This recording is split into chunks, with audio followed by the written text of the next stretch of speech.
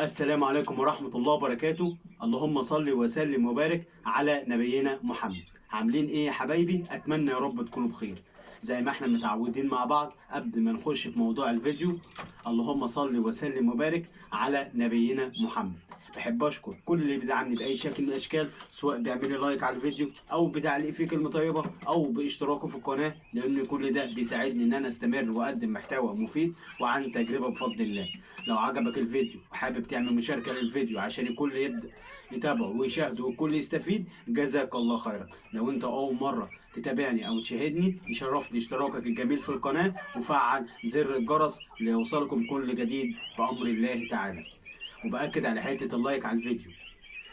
النهارده هنتكلم في كام نقطه مهمين في الفيديو ده، وكام نقطه دول هيخلوك انت كغاوي حمام تتقدم وتكون للأحسن. مبدئيا كده يا جماعة، مفيش وقت أحسن من الوقت اللي احنا فيه ده إن احنا نبدأ نراجع حساباتنا. يعني إيه نبدأ نراجع حساباتنا؟ يعني كل غاوي حمام يقعد مع نفسه ويحضر كده تمام ورقه ويرتبه ويشوف إيه الورق اللي لازمه وإيه الورق اللي مش لازمه. طبعا يا جماعة الغية بتمر بمراحل صعبة، منها طبعا أول حاجة ركود في حتة البيع والشراء في الأسواق، وهقول لك سببها إيه.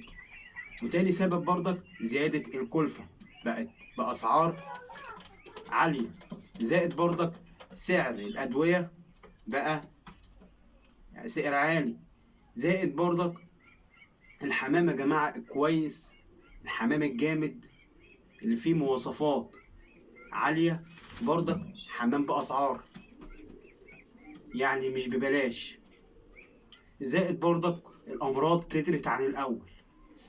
يعني اللي بيربي دلوقتي أنا بسميه زي المحارب، بيحارب، واقف على خط الحدود وبيحارب العدو. العدو ده بقى في الغية ليه كذا اتجاه زي ما أنا ذكرتهم لك، ومنهم برضك الغواة اللي بتضل بمعلومات غلط، والغواة اللي عديمة الضمير اللي بتبيع حمام معيوب أو حمام مش شغال بدون وجود أمانة ووجود مصداقية. فطبعا الغاوي بيواجه مراحل صعبة. طب أنا عايز أحاول على قد ما أقدر أخطي المراحل دي. مبدئيا يا جماعة الوقت ده مش وقت حمام أبو 30 و40 و50 جنيه. واصحى الكلام اللي أنا بقوله لك. يعني إيه الوقت ده؟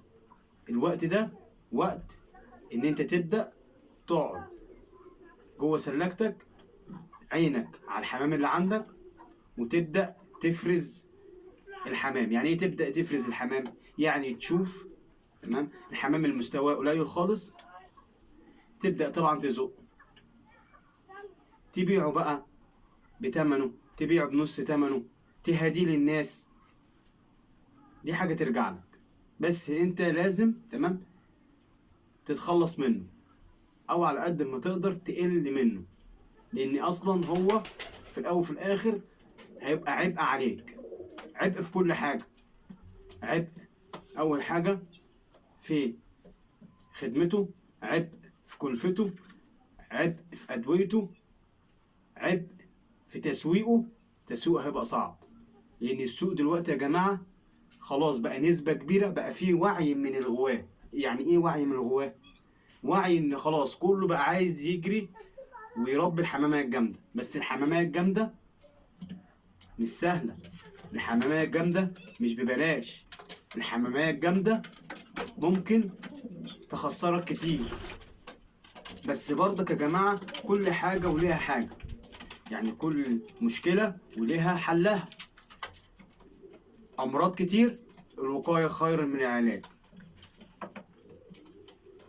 ما بتعرفش تفرخ؟ لا، في ناس بتقدم محتويات مفيدة عن فرخ الحمام، تقدر انت تركز معاهم في كلامهم وتبدأ تطبق جوه سلكتك على حمامك، هتستفاد كتير وهتتقدم كتير. واعمل اجنده لنفسك، عشان مهما كان العقليه هتشيل معلومات ايه ولا ايه ولا ايه، انت حاول تعمل لنفسك اجنده تأيد فيها المعلومات المهمه، عشان لو نسيتها تبدأ يبقى في مرجع تقدر ترجع له تاني. مبدئيا كده ان انت عشان يبقى عندك فكرة ان يكون عندك مستوى قوي، فده مش هيجي في يوم وليلة ومش هيجي ببلاش. طب واحد هيقول لي طب انا دلوقتي مادياتي على قدي، بالبلدي فقير في الغية، معيش ماديات قوية ان انا ادخل حمام تمام مستويات عالية. طب بص يا حبيبي، الكلام ده ليك.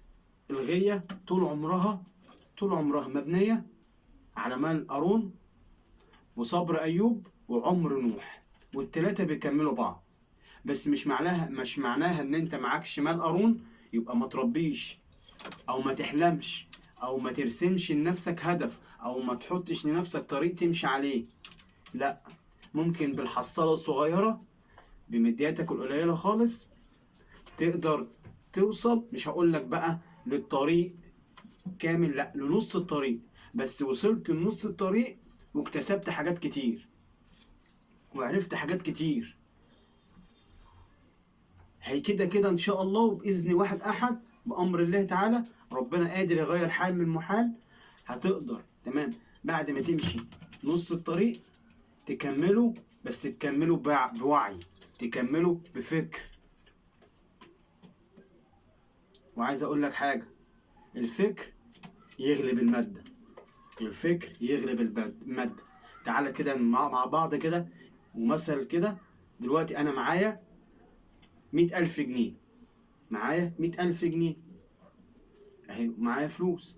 طب نزلت عاوز اجيب حمام غالي، ما عنديش درايه بيه، ما عنديش درايه بكل حاجه، ولا بحته ان انا تهيئه المكان، ولا بمراحل فرخ الحمام، ولا بتغذيه الحمام، ولا بتشخيص الامراض، ولا بمعرفه تقليب فرد الحمام وصفاته ونمره وتكوينه. ال100,000 جنيه دول زيهم زي ال1000 جنيه. هتبص هتلاقي بتلم تلم تلم تلم تلم حمام حمام حمام حمام، وكله لا مؤاخذة ضحك عليك، يعتبر محفظة بالنسبة للغواة. كل واحد بيفتش في المحفظة تمام للي هو عايز ياخده منك، وفي الآخر المضمون أول حاجة حمام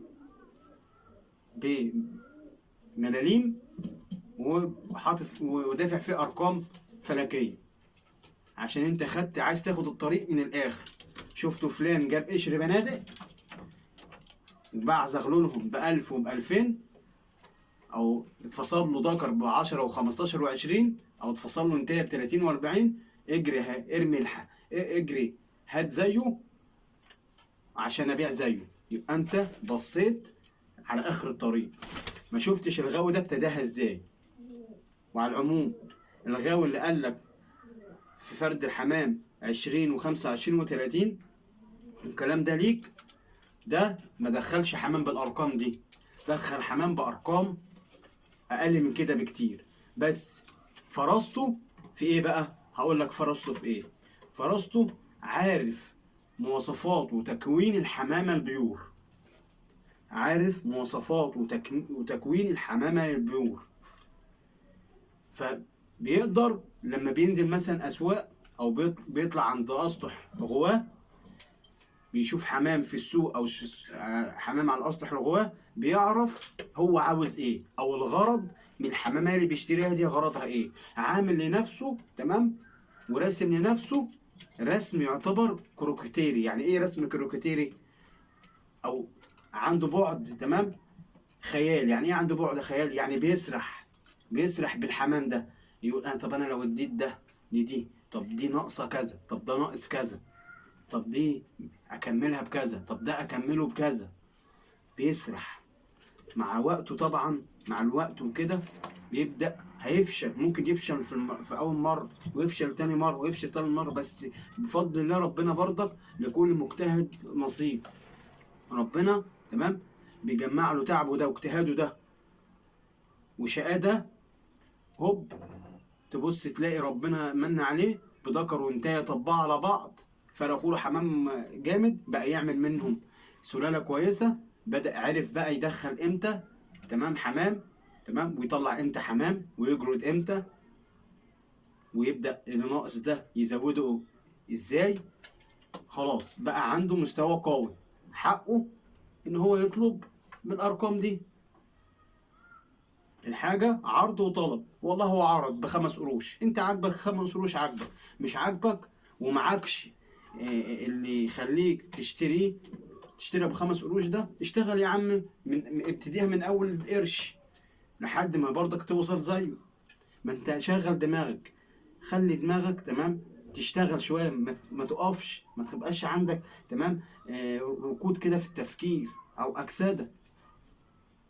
مفيش حاجه اسمها مستحيل، في الاول وفي الاخر كله رزق بتاع ربنا، وربنا مطلع على كل واحد وعارف كل واحد هو عاوز ايه ومحتاج ايه وبيعمل ايه وما بيعملش ايه، وكويس من جوه ولا مش كويس من جوه، بيحب الخير للناس ولا ما بيحبش. ربنا أدرى بكل العباد لأن هو اللي خلقنا. أنت عايزك تتذاكى شوية، معيش أو أنا فقير أو أنا بتاع الحصالة الصغيرة، إيه يعني لما أشتغل عليها؟ لكن أنا أقعد أحط إيدي على خدي وفلان الحق مسك قشر بنادق جامدين، فلان وصل مساويت جامدة، فلان عنده صوافات مش عند حد، تفضل حياتك كلها في الغية. فلان عنده، فلان فصل له، وفلان اشترى وفلان ما اشتراش.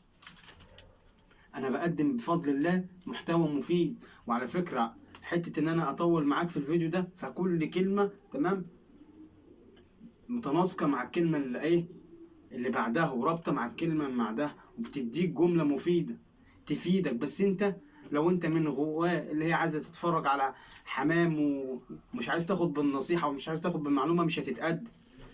فرجة الحمام مفيش اسهل منها. ممكن تنزل السوق تتفرج على الحمام، ممكن هنا، لكن مين اللي يديك المعلومة؟ ملهاش دعوة بالسن. ممكن تلاقي عند شاب عنده 15 سنة يعلم محافظة، مش شرط، هي عقلية وبيشتغل على نفسه. والسلاكة دي تمام هي معمل التجارب. هيفشل معاك تجارب، في تجارب كتير هتقودها وهتفشل معاك ومش هتنجح.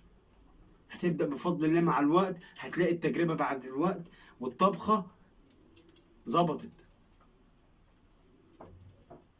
مبدئيا كده يا جماعة، عشان توصل لمستوى قوي تمام، وعشان يبقى ايه اسمك تمام يسمع بين الغواة، واسمك ده مش هيبقى باسمك انت شخصيا، لا، احنا كلنا محترمين وكلنا بنحب بعض يا عم، كلنا ولاد 9 زي ما بقول. اللي بيخلي اسمك يتردد في محافظتك وفي المحافظات اللي حواليك بغواها هو حمامتك. انت وصلت لايه؟ عملت ايه؟ والله انا مسكت مثلا حمام مثلا قشر بنادق، والله وصلت فيه المستوى، الله ينور، وما زال بجتهد ان انا اوصل، الله ينور. طيب عشان انا اعمل ده اعمل ايه؟ لازم اعرف مواصفات الحمامه. هنا يا جماعه لما بعرف مواصفات الحمامه خلاص، وعرفت مثلا الحمامه دي فيها 10 نمر، وذاكرت ال10 نمر دول نظري وعملي. نظري ان انا قدرت تمام استوعبهم نظري. عملي باخد ال10 نمر دول ان انا ذاكرتهم نظري، وابدا انزل الاسواق او اتفرج على فرجات او اطلع على الاسطح جواه، وابدا ال10 نمر اللي انا بعرفهم دول بحاول تمام اطبقهم عامل على فرد الحمام. في هنا ملحوظه لازم اقولها لك. ميبقاش انت عارف فرد الحمام تمام ال10 نمر بتوعه تمام، وطلع على سطح غاوي ومطلع لك فرد حمام مثلا في 6 نمر او 7 نمر، تقول له لا الحمام ده ناقصه. طب اي حمامه في الدنيا ناقصها، بس احنا بنقول ايه في الاول في الاخر كمان لله وحده. بس في نمره ناقصه ماشي، ما تعبش ناقصه، تمام، ما توحش فرد الحمام. الفرد حمام جميل، جميل وكويس. وفي نمره لو مش موجوده في فرد الحمام توحشه. فخلي بالك من النقطه دي، الكمال لله وحده. وبفضل الله الطفره دي يا جماعه، الناس اللي بتدور عليها دلوقتي وحاطه تمام عينيها على الغواء ومستنيه الطفره، مين هيطلع لك الطفره؟ ولو طلعها بارقام يا حبيبي. طب ما انت تشتغل على المتاح وعلى الموجود، تمام، واللي فيه اصول، واوصل ان ربنا يمن عليك ويظهر عندك الطفره. والطفره مش تظهر عندك مره واتنين، لا، تتكرر بشكل تمام مستمر او فترات متقاربه. ايه المشكله؟ مش بعيد، هو ربنا سبحانه وتعالى تمام قادر تمام يكون لك جنين جوه الحصوايه زغلول قنبله. ربنا قادر على كل شيء، وربنا برضك مطلع تمام وشايفنا. ما تستغربش، ما تمشيش بحته ايه هدفع ارقام تمام همسك من حمام بارقام. لا، المنظومه دي غلط، المنظومه دي غلط. انت ما اشتغلتش على نفسك. انت ما اشتغلتش على نفسك، ما عرفتش لمؤاخذه تمام تفرخ حمامتين صعبين. في الاول وفي الاخر ما بتعرفش تحقق فرد حمام. طب ما تذاكر كويس. هو ينفع واحد ما يذاكرش وينجح؟ ولو نجح فمره ولا اتنين برضك مش هيوصل. النجاح بتاعه مش هيبقى نجاح مستمر، هيبقى نجاح لقطه وراح لحالها. يا جماعه الكلام اللي انا بقوله لكم ده عن تجربه. اللي يقول لك الذكر الاساس ويقول لك النتايه الاساس، وانا راجل فرخت بفضل الله وجي فلوسي على قدي. انا بتاع الحصاله الصغيره، ما دفعتش حمام بارقام. واللي انا بمشي بيه في اي باب هو اللي بيتطبق على اي باب او اي نوع حمام. هتربي قشر بنادق اشتغلت معاها، هي نفس هتربي صافي، هي اللي هتربي كشكات، هي اللي هتربي حمام زينه. كلهم مرتبطين ببعض، الفكر واحد وهيوصلك لنتائج كويس. ايه هي الفكر واحد؟ الفكر واحد ان اول حاجه تمام ولازم تعرفها، لازم بعد ما ربنا يمن عليك وعديت مرحله ان انت بتحتك بالحمام في تهيئه المكان وتغذيته ومراحل فرخه وتشخيص امراضه وعلاجه، بتنتقل وتفرخ، تعرف تفرخ وتتعامل ازاي. تبدا بقى تتنقل نقله تانية وبتعرف مواصفات الحمامه. تعرف مواصفات الحمامه ازاي؟ تعرف مواصفات الحمامه باحتكاكك بغواء حريفه، غواء ليها تمام تاريخ في الغيه، غواء ليها عمر في الغيه. انا لما بتكلم في تقليب حمام او بتكلم في اي نوع والناس تقول لي الله ينور انت جامد، انت بامانه يعني رحت فين ولا جيت منين؟ انت لسه سنك صغير وبتتكلم في الحمام الغزار بطريقه جامده. فانا ما شمتش على ظهر ايدي وعرفت كل ده. لا، انا اتصلت تمام بمكالمات تليفونيه بغواء. يعني ايه ضريبه؟ يعني ايه كنار؟ يعني ايه فرد مجفن؟ يعني ايه عظم ساقط؟ يعني ايه عظم محلول؟ يعني ايه فرد حمام بقنطره او بقبله؟ يعني ايه فرد حمام بمسله؟ يعني ايه فرد حمام في خنقه؟ يعني ايه فرد حمام بشكيمه او بلغط؟ يعني ايه فرد حمام قصه عريضه؟ يعني ايه فرد حمام ماشي دي الالاجه؟ يعني ايه فرد حمام بقبشات؟ يعني ايه حمام باكتاف؟ يعني ايه خدين؟ يعني العمليه مش يعني ايه فرد اشكح او فرد مدموغ او فرد تمام مفحم، عظم مفحم. ما انا ما شمتش على ظهر ايدي وعرفت كل ده.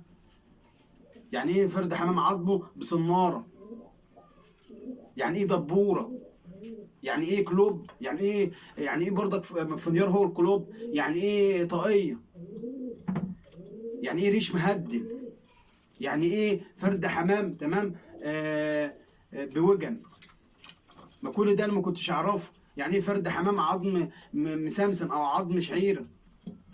او يعني ايه فرد حمام عظمه فيه مقصوع او مكانير؟ كل ده انا ما كنتش اعرفه. كل ده انا ما كنتش اعرفه. عرفته من المكالمات التليفونيه، عرفته تمام بالتواصل على صفحات الفيسبوك، ناس حريفة بتتكلم معايا، ناس فعلا بما يرضي الله ما خدتش مني اي حاجة، ولا اشتريت منها حمام، ولا يعرفوا ولا ليهم اي مصالح شخصية معايا، بس هم حابين يطلعوا من وراهم غواة بفهم حمام. يعني ايه اقول له يعني ايه شرمه؟ طب والشرمه دي تعيب الريحان ولا ما تعبوش؟ طب الشرمه دي تبقى موجوده في الاصفر ورقه ولا مش موجود؟ طب يعني القطاطي القشر سمكه، هو قشر سمكه بس ولا محلاوي ولا صابوني؟ طب المسود ده فيه عظم بلحه تمام ولا عظم مخنفس؟ عايز اعرف يعني ايه فرد حمام مؤاخذة تمام شقافه، يعني ايه فرد حمام عشر ضيق، يعني ايه فرد حمام سلت من فوق وتحت، يعني ايه فرد حمام بمشاخ او مظفر او مخلخل، يعني ايه فرد حمام دماغه فايره؟ ما كل ده يا جماعه انا ما عرفتوش في يوم وليله. مكالمات تليفونيه والتواصل على صفحات الفيسبوك مع غوا حريفه، وبرضك اسمع برضك لغوا بتفهم على قنوات يوتيوب، ناس بتفهم كويس، اللي يقول لك انا فهمت ده وانا اتعلمت لوحدي، ده مؤاخذه في كلمه، تسمع منه كلمتين وتديله ظهرك وتاخد بعضك وتخلع منه. مفيش حد يتعلم يا حبيبي لوحده، ده اجيال بتسلم اجيال، بس الفرق العقليه. انا اتشرح قدامي مثلا معلومتين ثلاثه خلاص سبته عندي، في واحد ممكن يتشرح له المعلومه 20 مره ولا في البطاطا. ليه؟ مش عايز يركز في المعلومه، هو عايز بس يتفرج على الحمام تمام، حمامه رايحه وحمامه جايه، لكن هو يركز في المعلومه لا، يشتغل على نفسه لا. هو بس ماسك ايه يا عم، هي الناس دي الناس دي بفلوسها؟ لا، مش الناس دي مش بفلوسها ولا حاجه، ده انت اللي مش عارف حاجه. ده اللي يقول لك الناس دي بفلوسها، مش ناس بفلوسها دي مؤاخذه في الكلمه دي عقليته تعبانه. ده الناس دي اشتغلت من ابو ساغ، اشتغلوا بالحمام من ابو ساغ وفشلوا وفشلوا وفشلوا ومستمرين لحد ما نجحوا، واول ما حطوا رجلهم على سلمه النجاح خلاص بقى مستمرين. فما تاخدش اي كلام تمام وخلاص كده باستهتار، او ان انت بتتفرج على واحد بيتكلم وخلاص، لا، خد منه كل حرف في كل كلمه بيقولها لك تمام بحته بقى تركيز، ركز. ما انا كنتش اعرف تقليب الحمام الكشك، ولا اعرف يعني ايه سحن. كنت اتفرج ده يقول لك اهداء فرد حمام سحن، وما كنتش النهارده بفضل الله بقيت اوصل لتكوين جبار في الساحه. الناس اللي ماسكه البيبان الله ينور عليك، لا تسلم ايدك. هو حمام مين؟ طب دم مين؟ طب غاوي مين؟ يا عم والله حمام الاسواق، بس انا شفت تكوين جامد عند غاوي. طب عايز من ده، رحت دخلت عليه خاص، عايز ذكر وانتهى من الحمام اللي تكوينه جامد ده. قال لي هتعد؟ طب كام؟ سمعت في قصر ساحن ب2003، قصر ساحن ب2003. طب انا مش معايا 2003 اتفحم في قصر ساحن بالتكوين ده.